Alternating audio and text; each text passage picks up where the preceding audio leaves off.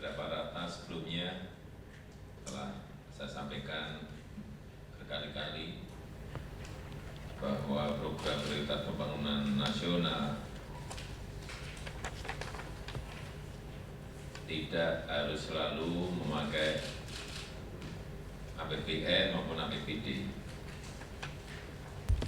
Kita harus membuka peluang yang sebanyak-banyaknya kepada swasta. Kita harus membuka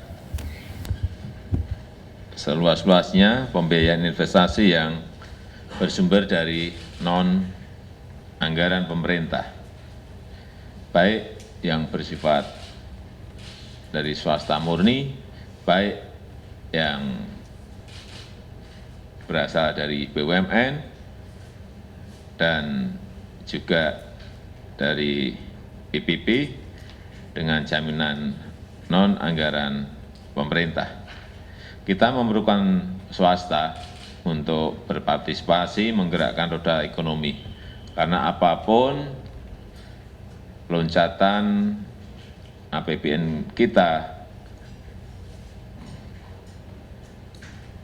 seperti yang kita lihat dalam 2 tahun ini tidak mungkin untuk mengejar pembiayaan infrastruktur kita yang kurang lebih 4.900 triliun. Kalau kita lihat di APBN kita perkiraan dalam 5 tahun hanya 1.500 triliun, sehingga kekurangan itulah yang harus diisi oleh swasta, oleh BUMN, oleh PPP, dan saya kira juga berkali-kali saya sampaikan, berikan swasta, kalau swasta mau langsung kerjakan, kalau tidak mau berikan ke BUMN atau BUMD, dan kalau BUMN, BUMD nggak mau, karena memang secara hitung-hitungan return dan IRR-nya tidak sambung, ya baru APBN atau APBD yang mengerjakan. Investasi non-pemerintah, terutama di sektor infrastruktur, tidak muncul begitu saja. Harus kita dorong, harus kita siapkan, harus kita fasilitasi, dan harus dilakukan upaya-upaya khusus. Saya kira semua kementerian lembaga harus betul-betul melakukan ini, mendorong, menyiapkan, memberikan fasilitas, dan dilakukan dengan upaya-upaya khusus. Oleh sebab itu, kita harus melakukan terobosan-terobosan yang cepat, jangan terjebak pada rutinitas, jangan hanya bekerja business as usual, dan koordinasi, konsolidasi antar kementerian, antar lembaga menjadi faktor kunci. Swasta memerlukan gambaran dari proyek investasi yang akan ditawarkan itu apa. Gambaran-gambaran seperti itu yang sampai sekarang saya lihat swasta belum bisa membaca. Artinya hanya disuguhkan lokasi-lokasi, hanya disuguhkan rencana-rencana yang tidak disertai dengan kalkulasi-kalkulasi awal. Dan jika tertarik juga dukungan untuk pengurusan izin, dukungan untuk menjamin kepastian usaha mereka juga harus dikawal dan diikuti. Kalau enggak juga lepas lagi. Selain itu juga memahami permasalahan umum dalam infrastruktur adalah penyediaan modal, penyediaan permodalan. Sehingga juga perlu dilakukan terobosan dalam sumber-sumber pembiayaan.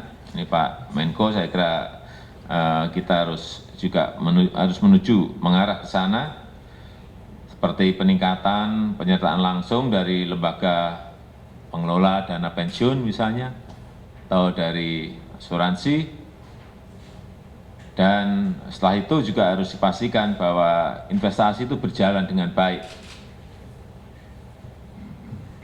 Baik dari sisi misalnya penyediaan lahan, pembebasan lahan, dari ketersediaan listrik, ketersediaan energi, dan ini artinya bahwa dari awal sampai akhir harus betul-betul diikuti, difasilitasi, sehingga investasi non-anggaran pemerintah ini betul-betul bisa semakin meningkat Saya melihat loncatan dalam 2 tahun ini dapat dikatakan belum. Padahal yang ngantri banyak. Yang ngantri banyak. Sehingga kita harapkan ini menjadi evaluasi kita semuanya. Di BKPM, memang yang berkaitan dengan urusan ini, tapi di kementerian yang lain, Kementerian Pertanian, ada investasi yang bisa digerakkan dari sana. Kementerian Perhubungan, ada investasi yang digerakkan di sana. Kementerian BUMN, banyak sekali yang bisa digerakkan di sana. Sehingga Kementerian Perindustrian, saya kira juga banyak sekali yang bisa digerakkan di situ. Sehingga Kementerian PU juga sama, saya kira bisa. Sehingga betul-betul dengan menggerakkan investasi inilah saya meyakini pertumbuhan kita akan bisa naik. Kalau hanya tergantung APBN, jangan terlalu berharap. Saya kira itu sebagai pengantar yang bisa saya sampaikan. Silakan Pak Menko atau Pak Menteri Bappenas.